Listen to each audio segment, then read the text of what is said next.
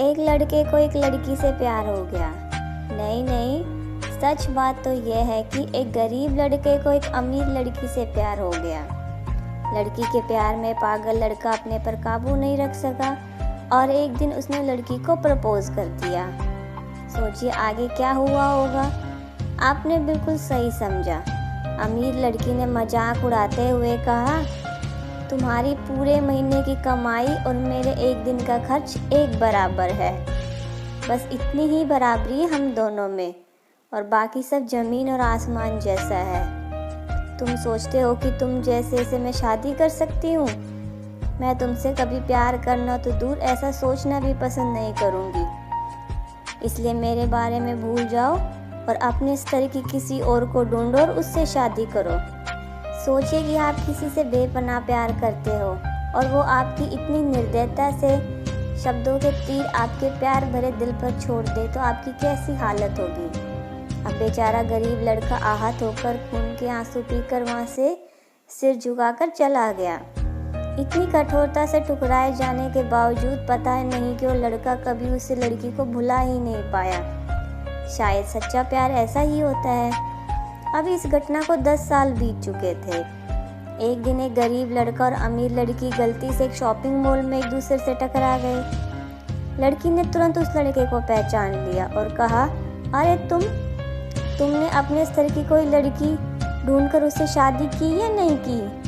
मैंने अब एक बहुत स्मार्ट आदमी से शादी कर ली है जिसकी एक महीने की सैलरी 10 लाख रुपए है। क्यों, अच्छा हुआ ना मैंने तुमसे शादी नहीं की। लड़का उस लड़की की अब भी परवाह करता था।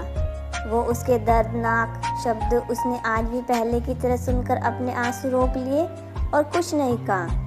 लड़की अकेली मॉल नहीं आई थी, उसका पति भी उसके साथ आया था। तभी इतनी देर में उसका पति भी वहाँ पहुँचा।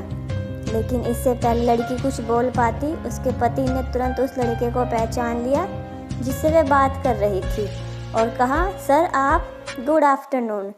शायद आप मेरी पत्नी से मिल चुके हैं। गुड आफ्टरनून, उस लड़के ने जवाब दिया। फिर उस लड़की का पति अपनी पत्नी को कहता है, डार्लिंग मैं चाहता हूँ कि तुम मेरे बॉस से मिलो। ये 100 करोड़ के उसी प्रोजेक्ट के स्पॉन्सर है जिस पर मैं काम कर रहा हूँ। अब लड़की सिचुएशन का यू टर्न देखकर हैरान रह गई। अब साफ साफ दिखाई दे रहा था ना तो उसकी आंखें बोल पा रही थी और ना ही उसका मुंह कुछ बोल पा रहा था। लड़का बस मुस्कुराया और कहा, ठीक है मिस्टर, मुझे जाना होगा। मेरे पास करने के लिए बहुत महत्वपूर्ण चीज़ें हैं। आपको देखकर बहुत अच्छा लगा और आपका दिन शुभ रहे। कुछ देर के लिए दोनों पति पत्नी बस उस लड़के को जाते हुए देखते रहे। लड़की ने झटके से उभरने की कोशिश करते हुए अपने पति से पूछा, क्या वाकई में ये तुम्हारे बॉस थे? हाँ डार्लिंग, काफ़ी विनम्र व्यक्ति है ना, लेकिन उनके जीवन के साथ काफ़ी दुखद कहानी जुड़ी हुई है। उन्होंने एक बार मुझे कहा था कि वह एक लड़की से प्यार करते थे, लेकिन उसने उन्हें छोड़ दिया क्योंकि वह तब गरीब था।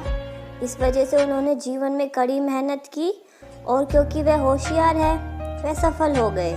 अब वह एक करोड़पति है जो एक महीने में लाखों डॉलर कमाते हैं।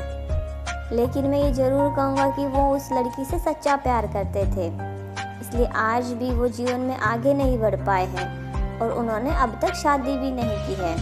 पति उसके गुणगान गाता रहा। पति ने कहा, कितनी खुशनसीब होती वह औरत अगर उस भले आदमी से शादी कर लेती। पत्नी पूरी तरह से सदमे में थी और एक शब्द भी नहीं बोल पा रही थी।